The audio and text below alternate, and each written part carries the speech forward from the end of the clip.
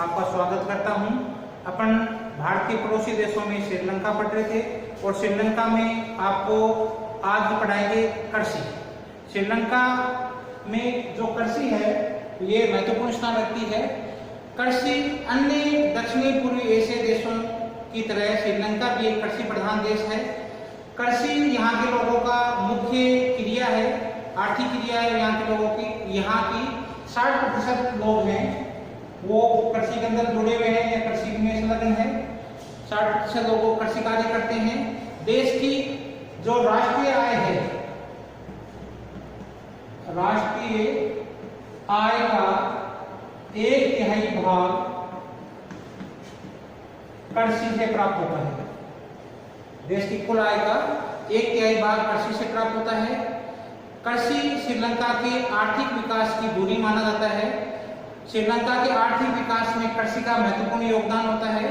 श्रीलंका एक और जहां पर्वतीय क्षेत्र है वहां के लोग अलग प्रकार की खेती करते हैं, जो तटवर्ती क्षेत्र है वहां के लोग अलग प्रकार की खेती करते हैं।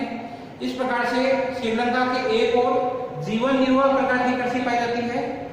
श्रीलंका में एक और जीवन उपार्जक कृषि व्यवस्था पाई जाती है, तो दूसरी ओर बागानी प्रकार की कृषि श्रीलंका में मुख्य रूप से देखने को मिलती है। 2 प्रकार की कृषि है, एक जीवन निर्वाह मूलक कृषि होती है, जीविका उपार्जन के लिए कृषि होती है, और दूसरी आपकी बागानी कृषि के अंतर्गत आता है। और बागानी क्षेत्र है, बागानी कृषि के अंतर्गत आपका रबड़ है, चाय है, नारियल है। मुख्य रूप से ये फसलें पैदा की जाती हैं। इसके अलावा यहाँ के जो कुछ मात्रा में काजू है, कॉफी है, उसका भी उत्पादन किया जाता है। नारियल मुख्य फसल है आपकी, जैसी व्यापारिक उपज भी होती है, ये बागान रखती है, व्यापारिक उपज भी है, इनको व्यापारिक उपज भी कहते हैं। व्यापारिक उपज है। वास्तव में जो बागाती कृषि है, जो आपके बागानी कृषि है या जो व्यापारिक उपज है, ये बागाती कृषि देश की अर्थव्यवस्था का आधार है। इस प्रकार यहाँ वनों के अंतर्गत भी पर्याप्त मात्रा में जो क्षेत्र छोड़ा गया है, वन के अंतर्गत भी पर्याप्त मात्रा में जगह रखी गई है, और जो यहाँ के वन हैं उनके लिए भी पर्याप्त मात्रा में जगह छोड़ी गई है। जो आपके चारागाह है, यहाँ की सरकार ने चारागाह के लिए भी काफी भूमि सुरक्षित रखी है। चारागाह के लिए भी भूमि है, वन के लिए जो भूमि है ये पर्याप्त मात्रा में सुरक्षित रखी गई है, सुरक्षित रखी गई है। यहाँ मुख्य जो खाद्यान्न फसल है उसमें चावल मुख्य खाद्यान्न फसल है। इसके अलावा सीमित मात्रा में आपका मोटा अनाज है, जिसमें कसावा है, मक्का है, इनका मुख्य रूप से उत्पादन किया जाता है। कसावा है, मुख्य रूप से कसावा है। अन्य जो उपज में मोटा अनाज है, कसावा है, इनका उत्पादन किया जाता है। व्यापारिक फसलों में नारियल है आपका, रबड़ है, चाय है, गन्ना है, काजू है, काजू, ये आपकी व्यापारिक फसलों के अंतर्गत आती है। तंबाकू है, ये मुख्य आपकी व्यापारिक फसलों के अंतर्गत आती है। यहाँ की मुख्य फसलों में जो खाद्यान्न फसल है, खाद्यान्न फसलों में चावल सबसे इंपॉर्टेंट है, मुख्य फसल है। तो पहले अपनी फसलों में लेते हैं चावल।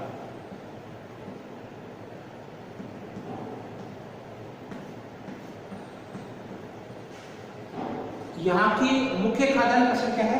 चावल, मुख्य खाद्यान्न फसल चावल है। मुख्य खाद्यान्न फसल चावल है। कृषि के अंतर्गत कुल जो बोया क्षेत्र है उसका 30% भाग चावल के अंतर्गत है। 30% भाग चावल के अंतर्गत है। जो इसकी कृषि की जाती है वो कुल आवश्यकता है उसकी पूर्ति नहीं कर पाती। यहाँ पर जो कृषि होती है, उत्पादन होता है, वो आवश्यकता के उत्पादन से कम उत्पादन होता है। यहाँ पर आता है चीन थाईलैंड से आयात करना पड़ता है। उत्पादन पर्याप्त मात्रा में नहीं होता है, चीन थाईलैंड से आयात करना पड़ता है, दूसरे देशों से मंगाना पड़ता है। चावल यहाँ पर दो रूप में मुख्य रूप से 2 फसल पैदा की जाती है। चावल 2 प्रकार की पैदा होता है। चावल 2 प्रकार से पैदा होता है। चावल की 2 किस्में पैदा होती है। एक आपकी है माहा, चौला तथा माहा, चौला तथा माहा। 2 प्रकार की आपकी फसल है। चावल के 2 प्रकार हैं, 2 प्रकार मुख्य रूप से। चावल की 2 कृषि है, इसमें एक चाला और दूसरा माहा। माहा और चाला, चाला आप कहते हैं कि जो आपकी दक्षिणी पश्चिमी मानसूनी हवाओं से या दक्षिणी पूर्वी मानसून ऋतु से, दक्षिणी पूर्वी, दक्षिणी पश्चिमी, दक्षिणी और पश्चिमी जो मानसूनी ऋतु होती है, तो मानसून ऋतु क्या है आपका चावल, दक्षिणी पश्चिमी मानसून ऋतु मुख्य रूप से कौन सी फसल पैदा होती है? चाला प्रकार की पैदा होती है। इसी प्रकार उत्तरी पूर्वी जो मानसून होता है, उत्तरी पूर्वी मानसून से, उत्तरी पूर्वी मानसून, उत्तरी पूर्वी मानसून ऋतु में कौन सा है? जो मुख्य रूप से यहाँ पर महाप्रकार की खेती है, ये तटीय भागों में की जाती है, अधिक मात्रा में की जाती है। यहाँ की प्रमुख फसल कौन सी है? महा, प्रमुख फसल है। यहाँ जो कृषि की जाती है ये आदर मैदानी भागों में, आदर मैदानी भागों में, इसके अलावा तटीय प्रदेशों में, और जो मैदानी भाग का दूसरा भाग है यह आपका जो तटीय प्रदेश है, जो ढालू भाग है, ढालू भाग मुख्य रूप से जो तटीय प्रदेश है, ढालू भाग है, इसमें यह खेती की जाती है। चावल की कृषि का विस्तार है वो मुख्य रूप से जो सिंचाई में वृद्धि करके और सिंचाई में की सुविधा में वृद्धि करके चावल के उत्पादन में वृद्धि की जाती है। चावल की कृषि है, इसमें सिंचाई में वृद्धि करके चावल के फसल में वृद्धि की जा रही है। देश की बढ़ती मांग के कारण से, देश में बढ़ते चावल की मांग के कारण से इसके उत्पादन में वृद्धि की जा रही है। उत्पादन में वृद्धि की जा रही है। मुख्य रूप से ये आपका दो प्रकार का है, चाला और महा।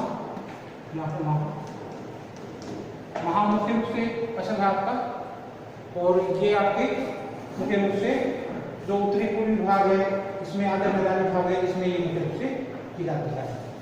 और तो ये उत्तरी पूर्वी मानसूनी हवा है, यह ऋतु है उसकी। ये कृषि में दूसरी फसल आपकी है नारियल।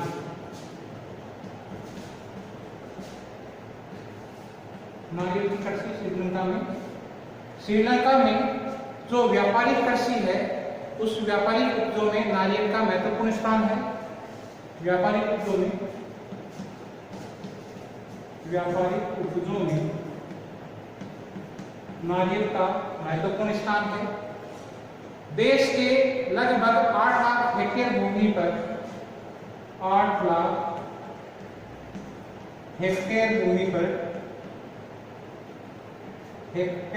पर जो नारियल की कृषि की जाती है, खेती की जाती है।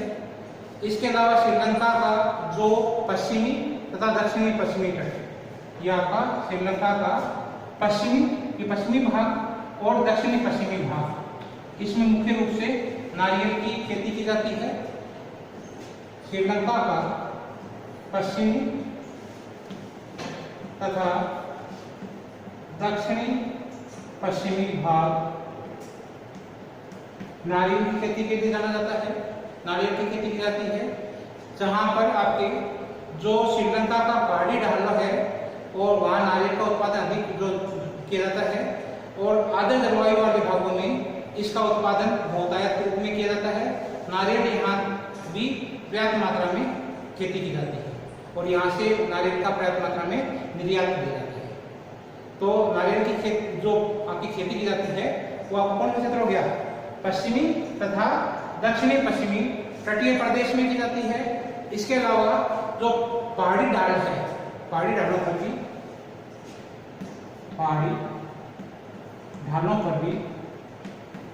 ढलान जहाँ होती है वहां पर नारियल के वृक्ष लगा दिए गए हैं, और जहाँ आर्द्र जलवायु है पाई जाती है वहां इसका उत्पादन बहुतायत रूप में होता है। नारियल का यहाँ पर पर्याप्त मात्रा में उत्पादन होता है, इसलिए यहाँ से पर्याप्त मात्रा में इसका क्या कर दिया जाता है? निर्यात, विदेशों में निर्यात कर दिया जाता है। तो जो आय का मुख्य साधन है, जो विदेशी राष्ट्रीय आय का मुख्य साधन है, विदेशी आय का मुख्य साधन है, राष्ट्रीय आय का मुख्य साधन है, निर्यात कर दिया जाता है क्या? नारियल। तीसरी आपकी इंपॉर्टेंट, सबसे इंपॉर्टेंट है चाय। तीसरी फसल है चाय। श्रीलंका में चाय का उत्पादन में जो विश्व में श्रीलंका तीसरा स्थान रखता है उत्पादन में, और निर्यात में इसका दूसरा स्थान है। उत्पादन में तीसरा स्थान। पहला स्थान आपका क्या है? चीन का है, दूसरा भारत का, और तीसरा स्थान उत्पादन में चीन का है। निर्यात में इसका दूसरा स्थान है।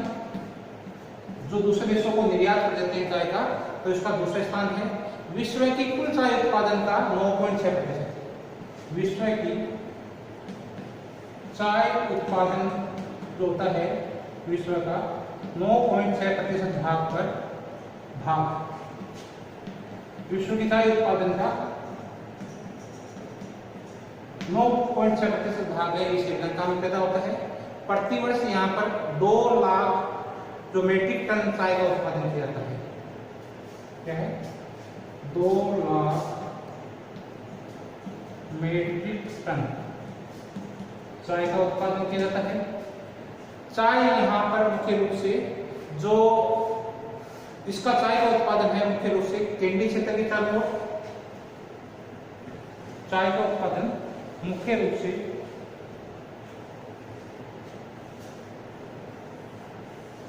जो आपका कैंडी क्षेत्र है, ये वाला क्षेत्र मुख्य रूप से चाय का उत्पादन है। तो इन क्षेत्रों में किया जाता है। कैंडी और उसके समीपवर्ती क्षेत्र है ये, इस क्षेत्र में मुख्य रूप से चाय का। इसके अलावा आसपास का क्षेत्र है इसका, वहाँ भी तटवर्ती क्षेत्र है, वहाँ मुख्य रूप से इसका चाय का उत्पादन किया जाता है। कैंडी और उसके समीपवर्ती जो पेनिकलेन क्षेत्र है, कैंडी मुख्य स्थान है। कैंडी के अलावा कैंडी मुख्य स्थान है इस आंका क्षेत्र का चाय के उत्पादन का। कैंडी के अलावा जो पर्वतीय ढाल है, पठारी भाग है, उसमें भी मुख्य रूप से इसका पैदावार किया जाता है। तो कैंडी है, कैंडी और कैंडी से लेकर कोलंबो तक का क्षेत्र है, वो उसके लिए क्या है? चाय के लिए मुख्य उत्पादन क्षेत्र है। श्रीलंका में चाय कैंडी है, उसके चारों ओर का क्षेत्र जो समीपवर्ती पेनिकलेन क्षेत्र है, पेनिकलेन मैदानी भाग, इस क्षेत्र में क्या है? चाय की उत्पादन किया जाता है। इसके अलावा जो पहाड़ी ढाल है, मध्यवर्ती जो पर्वतीय क्षेत्र है, मध्यवर्ती पर्वतीय क्षेत्र का जो ढालू भाग है वहाँ मुख्य रूप से इसकी खेती की जाती है।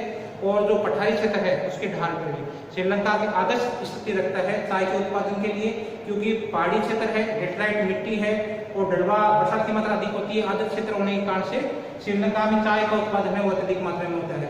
प्रतिवर्ष 2 लाख मीट्रिक टन चाय का उत्पादन होता है। यहाँ से चाय का पर्याप्त मात्रा में निर्यात किया जाता है। यहाँ निर्यातक जो फसल है, निर्यातक फसलों में चाय मुख्य फसल है। चाय का निर्यात मुख्य रूप से किया जाता है। इसके अलावा तो श्रीलंका का कैंडी बेसिन है, उत्पादन कहाँ होता है? कैंडी बेसिन से लेकर कोलंबो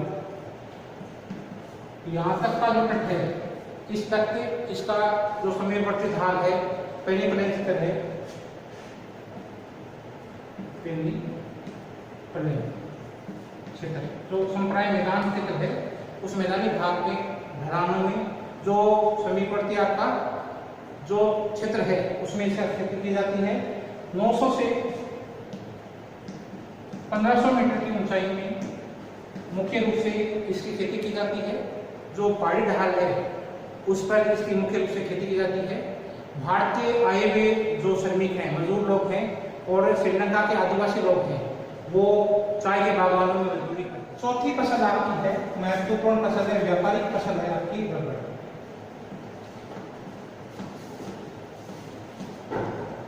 श्रीलंका में रबड़ का उत्पादन विश्व में श्रीलंका है रबड़ के उत्पादन में चौथे स्थान पर है।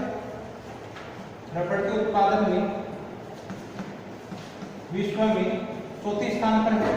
रबड़ एक व्यापारिक फसल है, बागानों में की जाती है। रबड़ का मुख्य रूप से जो बागान है वो आपका दक्षिणी पश्चिमी भाग में केंद्रित है। ये दक्षिणी पश्चिमी भाग है श्रीलंका का। कौन सा भाग हो गया?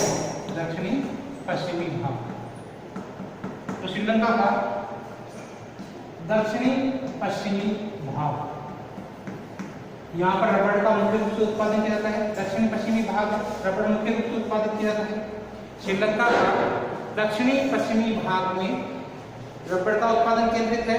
कुछ बागान मध्य भाग में भी सीमित है, कुछ भाग है ये देखो यहाँ पर मध्यवर्ती भाग में भी इसका उत्पादन किया जाता है। यहाँ इसका वार्षिक उत्पादन है वो आपका 1.5 लाख उत्पादन है। इसका 1.5 लाख मीट्रिक टन उत्पादन किया जाता है।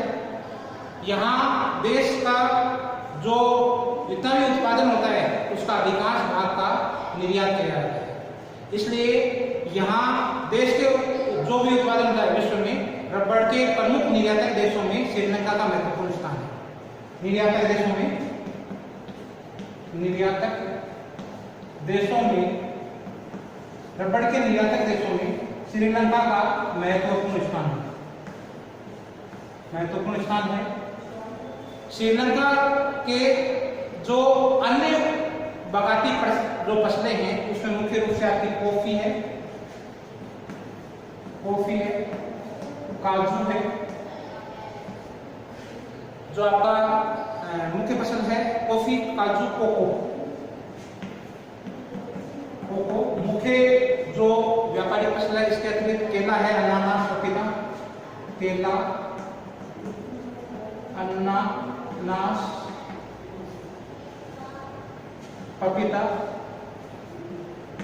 भी यहाँ मुख्य रूप से उत्पादित किया जाता है। संतरा उत्पादित किया जाता है। गरम मसाले यहाँ उत्पन्न किए जाते हैं। जो यहाँ की सरकार है ये कृषि के विकास के लिए अत्यधिक प्रयत्नशील है। यहाँ की सरकार कृषि के लिए अत्यधिक प्रयत्नशील है। सरकार ध्यान दे रही है कृषि को। 1975 के बाद में सभी जो बागान हैं उनको क्या कर दिया गया है? राष्ट्रीयकृत कर दिए गए हैं। जितने भी बागान हैं सभी बागानों का राष्ट्रीयकरण कर दिया गया है। राष्ट्रीयकरण राष्ट्रीयकरण कर दिया गया है। राष्ट्रीयकरण कर दिया गया है। राष्ट्रीयकरण कर दिया गया है। राष्ट्रीयकरण कर दिया गया है। जो विदेशी है उनके अधिकारों को समाप्त कर दिया गया है। राष्ट्रीयकृत कर दिया गया है। विदेशी अधिकार, विदेशियों के अधिकार समाप्त कर दिए गए हैं। विदेशियों का पहले जो बगान थे, विदेशियों का जो अधिकार था वो समाप्त कर दिया गया है। यहाँ जो फसलों कृषि का किस प्रकार से विकास हो, इसके लिए यहाँ की सरकार है सिंचाई सुविधा का विकास कर रही है। सिंचाई सुविधा में वृद्धि। दूसरा है उर्वरकों का प्रयोग। उर्वरकों का अधिक से अधिक प्रयोग किया जा रहा है, उसका प्रचलन बढ़ रहा है। कृषि संबंधित शोध कार्य किए जा रहे हैं, रिसर्च की जा रही है, अच्छे बीजों का प्रयोग किए रहे हैं, अच्छे बच्चों की खोज की जा रही है। व्यापार को प्रोत्साहन, व्यापार को प्रोत्साहन दिया जा रहा है, व्यापार को सुविधा दी जा रही है। ये सभी सरकार द्वारा प्रयत्न किए जा रहे हैं कृषि के विकास के लिए।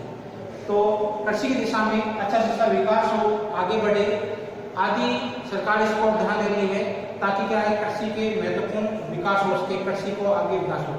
उम्मीद है आज का लेसन आपको समझ में आ गया होगा। आप लोग मन से पढ़ाई करें, खूब पढ़ाई करें, स्वस्थ होंगे, मस्त होंगे। पढ़ाई करना। धन्यवाद।